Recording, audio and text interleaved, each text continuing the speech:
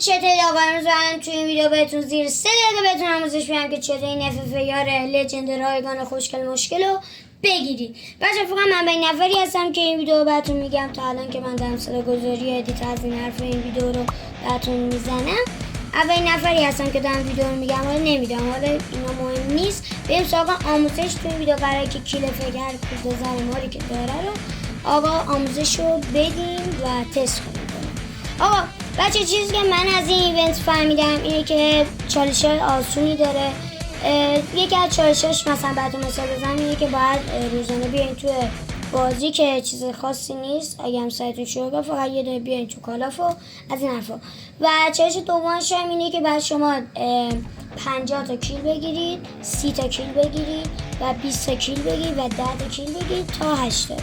یعنی بهتون میگم که 10 تا کیل تا 80 تا کیل باید توی بتل یا مولتی بگیرید. یا ساده تر بهتون بگم اینه که بعد توی بتل یا مولتی باید 80 تا کیل بگیرید. 80 تا کیل بگیرید بعدتون فکرم یه 80 چالشی انجام میشه که بهتون فکرم 80 تا از این XP که میخواد برای FFAR که میخواید بگیرید بهتون میده.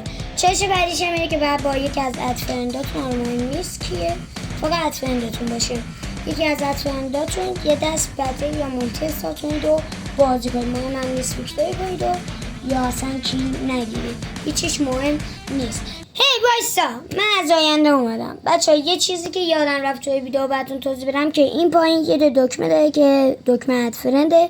توی این دکمه ادفرند میتونید به دوستاتون آیدی بدید و با هم دیگه چالش انجام بدید و زودتر چالش رو تمام کنید و FFAR رو زودتر تمام کنید. بریم ادامه ویدیو رو با هم دیگه ببینیم. و چالشش همینه و شما باید 200 پوینت از این FFAR بگیرید تا فکر کنم FFAR رو دیگه میگیرید اگه 200 پوینت رو بگیرید. و بچه من اینجا برای شما عشقا اومدم اینجا 10 تا فاکینگ 10 تا XP خرج کردم تا برای شما عشقا این FFAR لعنتی رو تست کنیم با هم دیگه. و اگر میخواین ایونت رو ببینید میتونید از اینجا سمت چپ پایین بزنید و روی ایونت کلیک کنید و تمام. خب اوکی بچه، اینجا هم که ما FFAR رو گرفتیم. بچه وقتی FFAR رو یه روزشون میگیرید بعد برید بخش پرما که من اول صبح و هیچی نمیبینم و همین فکر کردم که همین الان بهم داده و فهمیدم که بعد برم توی بخش پیاما تا بهم بده و از این حرفا. بچه ها خلاصه که بهتون میگم خیلی گانه قشنگیه، کیل افکت، صداش، همه چیش خفنه. و یه خبر بد دارم برای اونه که گردون FFAR متیک FFAR لجند رو فول کردن و خیلی دلم براشون میسوزه. خدایی همچین چیزی از دست دادم، ولی خلاصه مهم نیت و از این حرفا. بچه ها من یه لودات خیلی خفنم برای چیدم که میتونید توی ویدیو ببینید. اینجا براتون لوداتش رو میزم، اگر هم دوست دارید آخر ویدیو هم براتون میزم، فرق نداره. و اینجا دارم لودات رو براتون میشم. بچه من اینجا سرعت ویدیو زیاد کردم تا ویدیو زیاد طولانی نشه.